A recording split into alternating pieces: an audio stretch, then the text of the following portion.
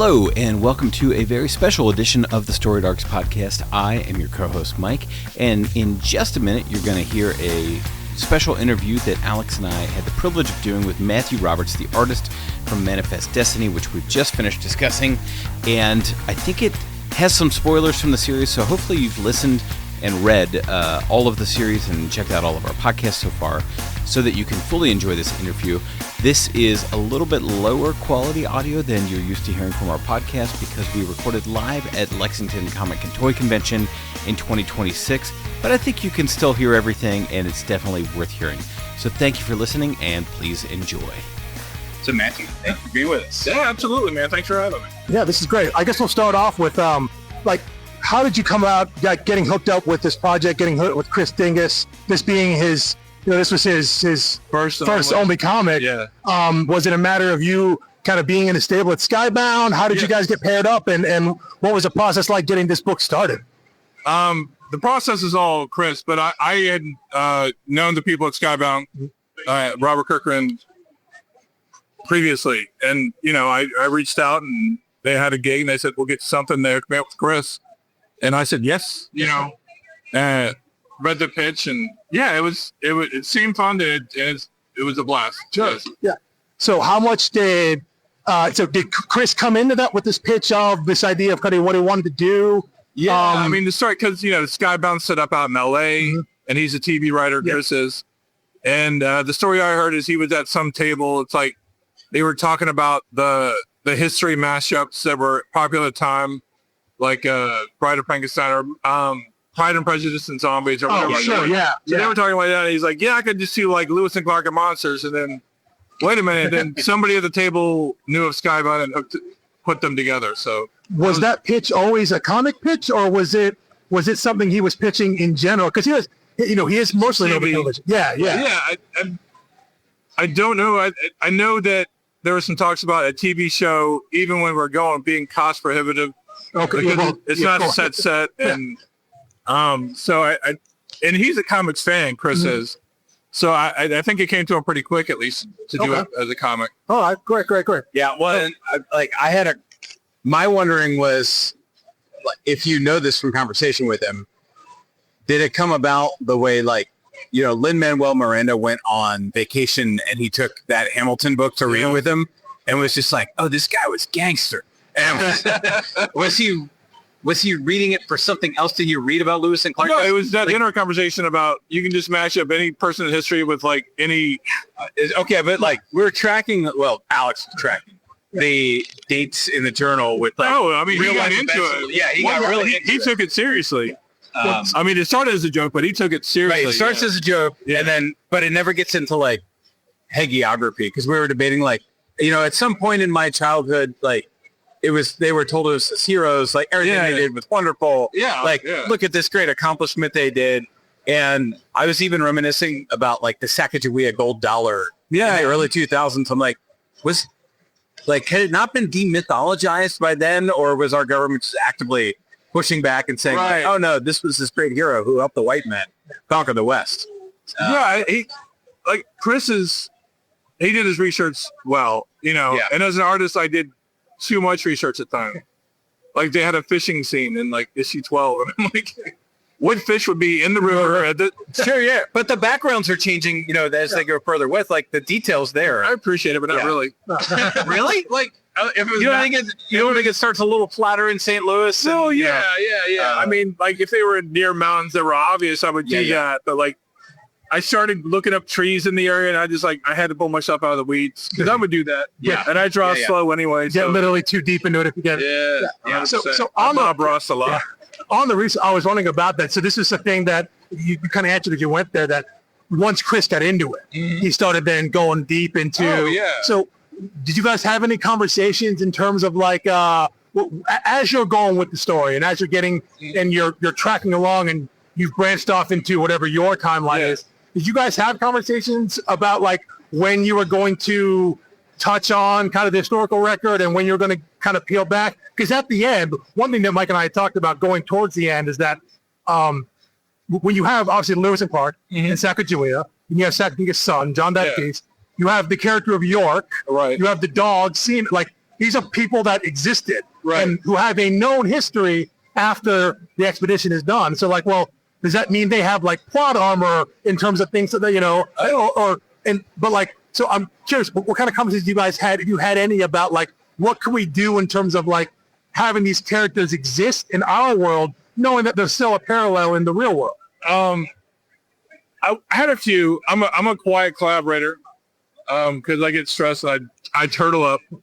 But I mean, I love Chris. Chris is very open when we did talk, but he's very competent. So I would say, what about this? What about this? And he's like, yeah, okay. But like, he knew what he was doing, and I loved everything he did. He would listen to me. He wasn't dismissive, but like, I think he was confident where he wanted to go. And like, one person died in real life on the expedition. Yeah. Most of them died on this one. Practically everybody. But like, there was some stuff like Sacagawea's sister, like the main character's outcomes. I think he took, especially like Lewis dying. I was going to say, at the very end, kind of the coda there, all of those pretty much seem to track in terms of what happened with Lewis, what happened between Clark and York. Yeah. That is known. Yeah. John Baptiste basically being warded, like he's dropped off, being raised by Clark. All that stuff definitely seemed like, in the end, circle all the way back, and like this is we're not changing that stuff. I think Lewis was the main one whose personality, I think it seems to me, was affected by his outcome. So he made him kind of this. Oh, okay, yeah. He seems like a very like sciencey guy. Yeah. But then you get into his character, and he's very theatrical, flamboyant, almost, and then he's like this melancholy to him. Yeah. And I think, and the first time he gets violent. Like, it's just like, oh man, there's something deeper. He's got that gear too. That was shocking to me. And then I thought, oh sure, he's the Poindexter who sits in there and journals and classifies everything. And it's like, oh sure, I could synthesize this milk on our makeshift boat and whatever. Also at the end too, at the very end, that last conversation, his mindset seems to be like, no, I need to do this because like I need to be the hero. Like he has that complex. Yeah. And so it does seem to make sense if when you know how his story actually ends. Yeah. And you're like, well, how did this guy who did this great thing? The adventure's over. And he's kind of got nothing left. Exactly. So you can kind of build backwards that way and kind of Speaking of that, I'm curious about the arches, because the first time we see the arch, I don't know if we're actually in the St. Louis area the first time we see it, but it's next to it's obvious. Yeah. Well, before the reader psychologically, it put me. That's what I'm saying. It was like, that must be the Missouri and the Mississippi because it's an arch. Then you realize there's many arches. Right. For the reader, if any context, you see, there's an arch there. Do you know from Chris, like, was that a thing? Like, did he start with the idea of the arch and the gateway to the west, and then figure out kind of a story what that might be in terms of literal gateways to other portals? I don't know if like it was the genesis of the story, but like it was definitely intentional to start there because that was the start of the journey and the arches. So I don't know exactly how he came up with those in his head, but it's very intentional, obviously. Yeah. And then of course you circle back at the very end there with Eero Saarinen being influenced by the new herald of the demon, which is the Jensen character. Yeah. So, taking place of Maldonado. Yeah. Which I guess, does that imply that the St. Louis Arch is evil in some way? It's there's a demon coming to reclaim. Look, I lived in St. Louis for 5 years. Yeah. I visited St. Louis. What's that? The comic shop had me out. Not Apotheosis. Yes. Yeah, that was my shop. He was a good dude. That's right. You mentioned that. Yeah, walkable to Apotheosis. Yeah, he was a good dude. Yeah. They had me out, man. I didn't get to see the arch. Didn't have enough time. Anyway, I had a great gin bar next door. Yes. I mean, that's on, for anyone listening that hasn't been there, South Grand in St. Louis. It's a 1 mile stretch that has 27 ethnicities of food represented. Yeah. It's more than the Epcot Center at Disney. It was a good food time. And it was just one street. In a neighborhood that all the suburbanites are like, you could go to Tower Grove. I'm like, we walk around here day and night. There's no problem. And shout out to Apotheosis for sure. Apotheosis, great shop. Yeah, great shop. This is one of the books when we've covered books that span across the black hole of time that was 2020. You guys started before and ended kind of quite afterwards. So I'm curious, at some point, did you guys have an idea of like how long this book was going to run? Did you have an endpoint in mind? Because 48's a nice round number when you have 6-issue arcs like that. You're right. Yeah. So was that something that you guys had talked about, thought about what your length was going to be, and then as 2020 hit right around volume 7, maybe, I think. So you're looking at last like 2 arcs there. I think if the numbers were up, there was plot devices like Monster of the Week stuff that you could have extended it. Mm-hmm. I don't know how long you would have kept the drama up of them being dickheads. Yeah. Actually. Right. Yeah. But I'm a slow artist, so like we didn't have a month-to-month schedule, and I'm sure that contributed into sales drops because we had very, very passionate fans. But I just did not keep a monthly schedule. I mean, so that's on me. I don't know how much that affected when it went off, but I think I don't know that you could have extended it more without repeating yourself, losing the drama. Well, yeah, because you're talking about the architecture of that drama. Yeah. And for the first 2 volumes anyway, I'm here for the Scooby-Doo, like, mystery of the week of oh, there's a new monster. And my instinct is like, how do we get around it? And Lewis and Clark are like, let's dig in. Let's take notes. Let's, we'll science something on our boat. Once you kill the birds, you kind of have to dig in. Yes. Yeah. And that was the big twist for me was like, okay, they figured out the bird thing. Well, so they've mitigated the bird risk. And they were like, no, can't stop there. And that was like, oh yeah, these are villains story. Right. Yeah. Yeah. And I mean, like I was telling you before we recorded, like, at least complicated. I didn't know that much ahead of time. So that shoe drop was fresh for me when I had to draw it. Yes.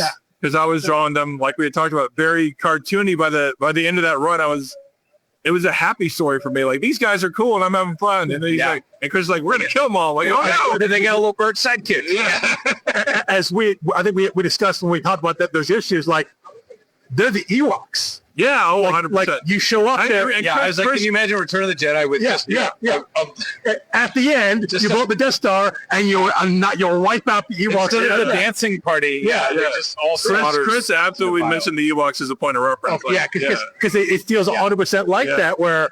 and in the first issue, could he speak right away, or did that discover that until the next issue he was in? He doesn't speak right away. Okay. But the idea is, like, I can see he was listening, and he's like, of course I can talk, because like when all the humans are like, oh my god, this thing talks, and like, yeah, of course I can. Yeah. And like, you guys are the idiots.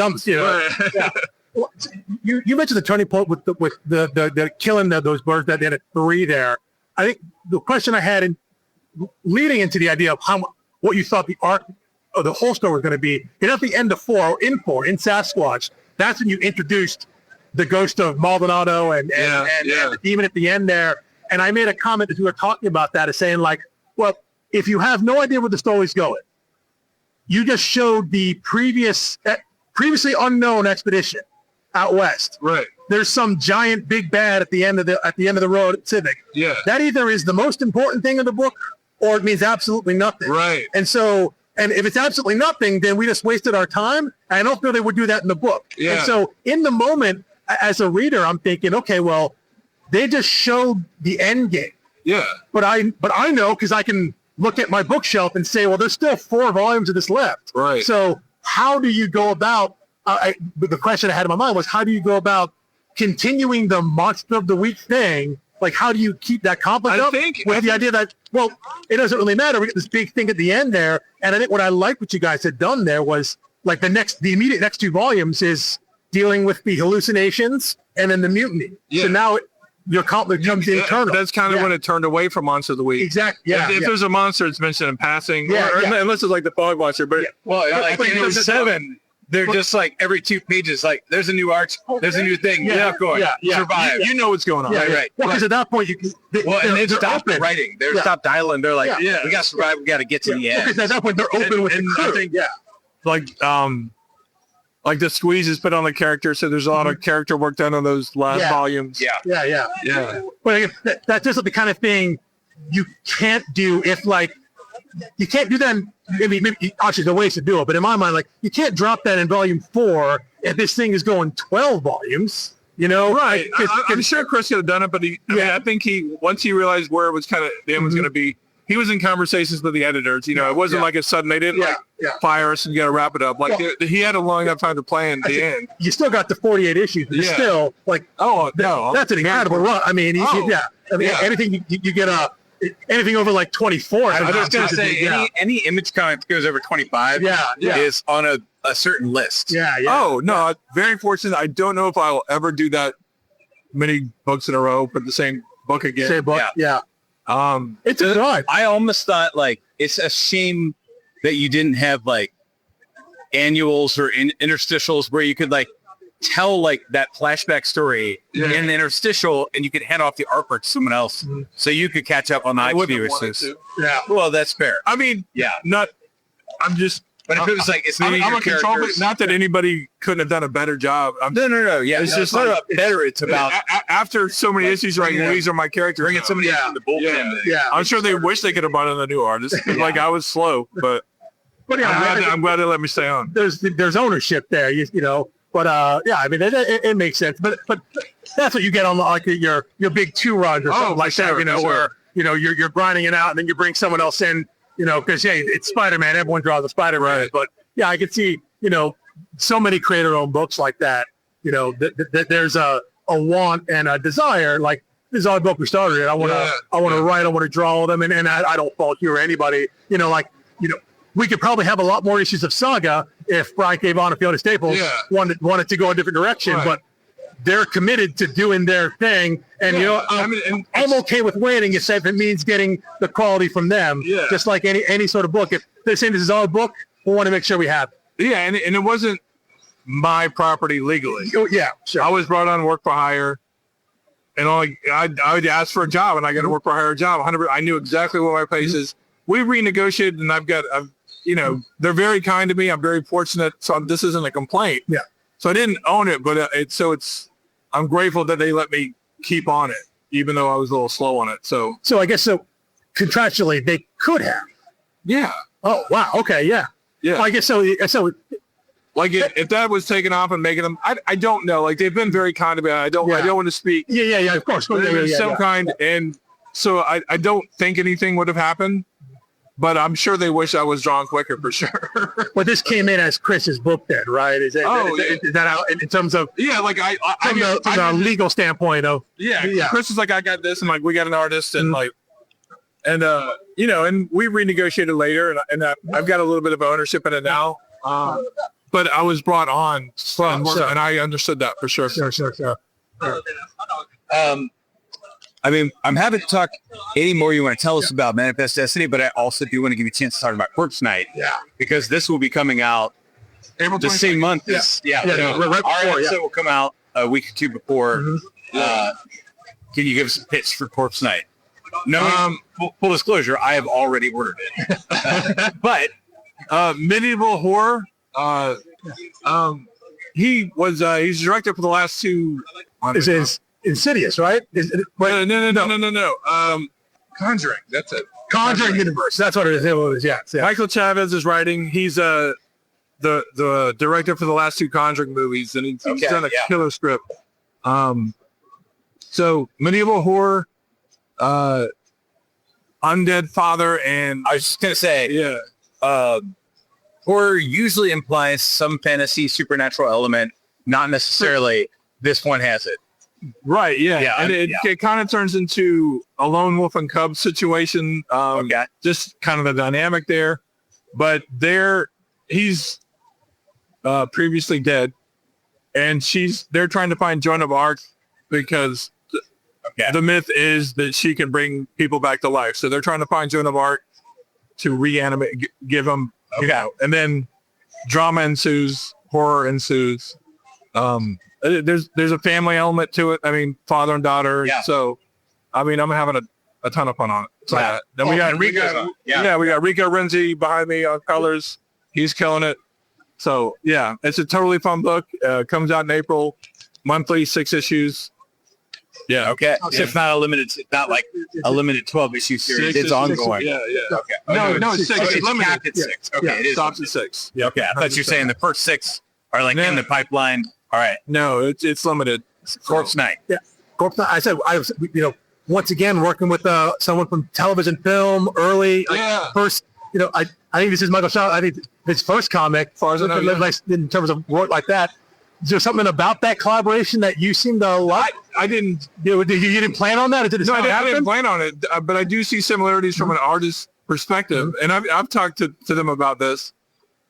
I think you're a director, you're a writer, and in television shows, even though it's a shot, you have a moving camera. And some of the panel descriptions are like, they thought the camera was going to move here. Yeah. And so, but that's my job. I got to figure that out. I got to figure out how to tell a story. Oh. It's just funny. I'm like, you thought you had a moving camera. Well, either that or you have to convince him to put lenticulars on the interior. That's a tough sell. You can kind of tell when they're writing for TV. The 99 single issue. Yeah. But I mean, it's a TV perspective. It's I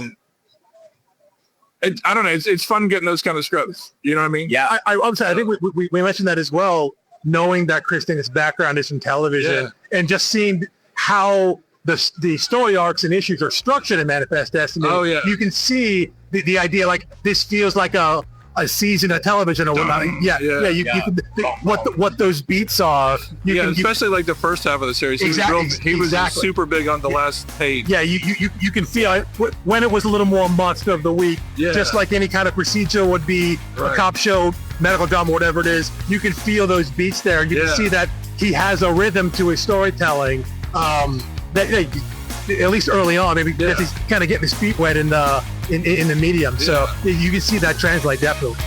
So. Awesome. Thank you so much for your time. Absolutely, man. Anything else to plug? I guess I should ask. I only know about Corpse Night. Yeah, and I'm a solo artist, so I don't have anything in the background. So one thing at a time for me. All right. Well, you'll be for Corpse Night a couple weeks later in April after you listen to this now. So, Matthew, appreciate it. Absolutely, man. Thank you. Thank you guys so much.